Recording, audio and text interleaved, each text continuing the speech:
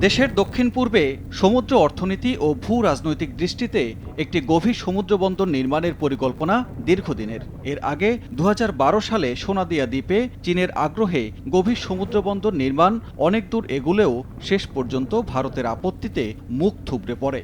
সবশেষ ২০২০-এ জাপানের সহযোগিতায় মাতারবাড়িতে প্রকল্পটি আবারও আলোর মুখ দেখতে শুরু করে। বর্তমান সরকারের দ্বিতীয় একনেক সভায় দ্বিতীয় সংশোধনী এনে প্রকল্পটির মেয়াদ বাড়ানো হলো ৩ বছর। বাস্তবায়নে ২৪,০০০ কোটি টাকার মধ্যে জায়গায় ঋণ দেবে প্রায় ১৮,০০০ কোটি টাকা।